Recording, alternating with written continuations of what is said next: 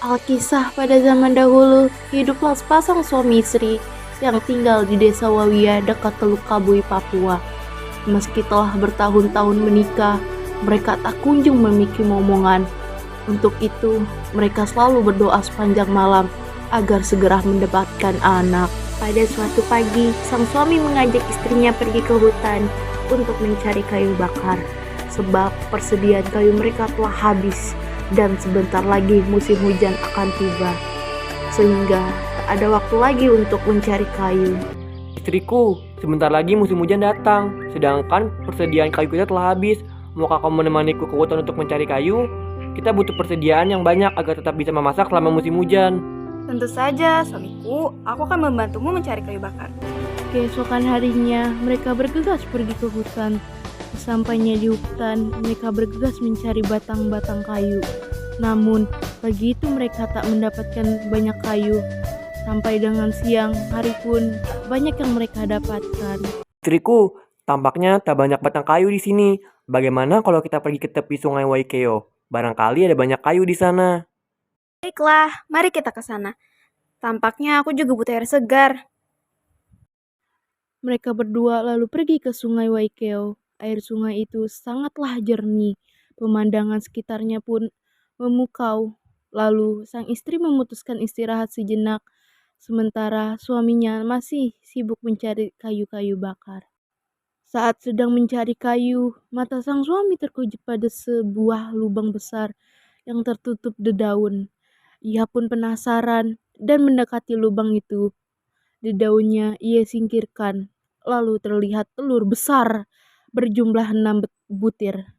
Ia sangat terkejut, lalu ia berteriak memanggil istrinya. Istriku, kemarilah. Aku menemukan sesuatu. Cepat kemari.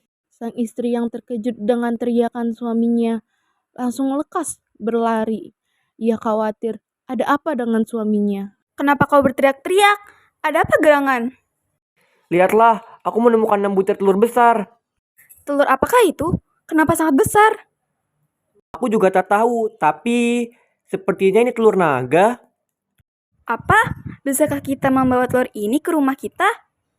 Tentu saja bisa. Kita akan makan telur ini saat kita pulang nanti.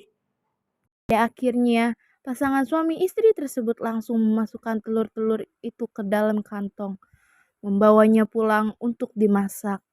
Setibanya di rumah, sang istri langsung masuk ke dapur untuk meletakkan telur. Ia sudah tak sabar ingin memakannya. Suamiku, aku akan segera menyiapkan bumbu untuk memasak telur ini. Aku sudah tak sabar untuk menikmatinya. Baiklah istriku, setelah meletakkan kayu-kayu bakar ini, aku akan membantumu memasak. Saya meletakkan seluruh kayu, sang suami lalu menuju ke dapur. Kemudian, pada saat mereka menyiapkan bumbu, mereka mendengar sesuatu. Istriku, apakah kamu mendengar sesuatu dari depan sana? Oh, iya, aku mendengarnya. Coba kamu cek dulu. Ketika sang suami mencari asal-muasal suara tersebut, ia terkejut melihat bahwa kelima telur tersebut telah menetas dan berwujud 4 anak laki-laki dan 1 anak perempuan. Sedangkan 1 telur lagi telah mengeras seperti batu. Hah? Telur-telur itu menetas menjadi manusia. Istriku, coba lihat ke sini. Ya, tunggu sebentar. Sang istri menghentikan pekerjaannya, lalu pergi mendatangi suaminya. Ada apa? Kenapa kamu berteriak? Lihat istriku. Hah? Astaga! Istri kemudian mendekati telur-telur tersebut dan mengambilnya satu persatu. Anak-anak keluar dari telurnya dan dibungkuskan dengan pakaian yang berwarna putih dan lembut seperti sutra. Ini menunjukkan bahwa mereka adalah keturunan dari raja-raja surga. Wah, bayi-bayi imut. Kalian adalah keturunan raja-raja surga. Aku akan merawat kalian dengan baik. Suami istri tersebut akhirnya mengasuh kelima anaknya hingga mereka dewasa. Mereka lalu memberi nama War, Betani, Dohar, dan Muhammad pada keempat anak laki-laki. Sedangkan untuk yang anak perempuan, mereka memberi namanya Pintole. Setelah dewasa, Keempat anak laki-laki tersebut kemudian menjadi raja yang berkuasa di Pulau Waigeo, Pulau Misol, Pulau Salawati, dan Pulau Batanta. Aku War. Aku adalah raja dari Pulau Waigeo. Aku Muhammad, akulah raja dari Pulau Misol. Aku Betani. Aku adalah raja dari Salawati. Aku Dohar. Akulah raja dari Pulau Batanta. Sementara itu, sang putri jatuh hati kepada lelaki dari Pulau Numfor dan berniat ingin menikahinya.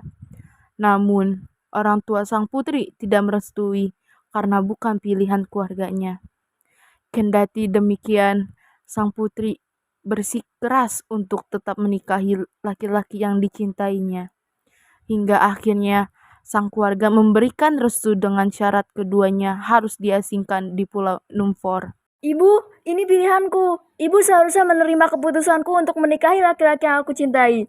Ibu hanya ingin kamu mendapatkan lelaki yang baik. Aku akan tetap menikahinya, Bu. Dia laki-laki yang baik untukku.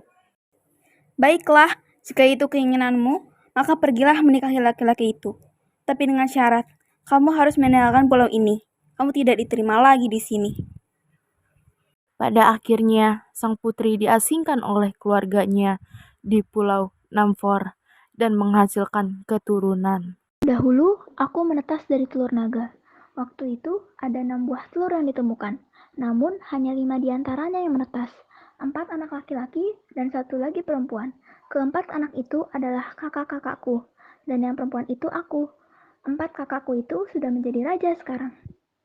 Lalu, apa yang terjadi dengan satu telur yang tidak menetas? Telur itu mengeras menjadi batu. Kita menyebutnya kapatnai. Satu telur yang mengeras menjadi batu sekarang dikenal sebagai kapatnai. Penduduk setempat mensakralkan telur itu dan memperlakukannya seperti layaknya raja. Telur yang berubah menjadi batu itu bahkan diberi tempat pemujaan, lengkap dengan 2 buah batu yang berfungsi sebagai penjaga di kanan kiri pintu masuk. Tiap tahun, batu itu dicuci, lalu sisa air dari telur itu juga ditaburkan sebagai ritual bagi suku Kawe. Ayo cepat. Upacara penyembahan sebentar lagi dimulai. Baik, tapi batunya diletakkan di mana? Tentu saja batu itu harus diletakkan di tempat khusus pemujaan. Lalu di mana batunya sekarang? Sepertinya sedang dicuci. Coba kamu periksa ke sana. Hei, upacara hampir dimulai. Percepatlah tugasmu. Kami harus segera meletakkan batunya ke dalam tempat penyembahan. Batu, berikanlah desa kami kemakmuran. Turunkanlah hujan dan berikanlah kami bahan pangan yang melimpah. Makmurkanlah desa kami.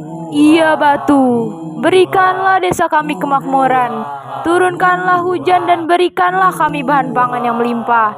Makmurkanlah desa kami. Batu tersebut tidak dapat dilihat setiap saat, kecuali setahun sekali, yaitu saat dimandikan dalam suatu upacara. Karena masyarakat menghormati keberadaan telur tersebut, maka masyarakat menjadikan rumah yang dibangun di tepi sungai Waikeo sebagai tempat tinggal mereka. Dan hingga saat ini masih menjadi objek pemujaan bagi masyarakat setempat.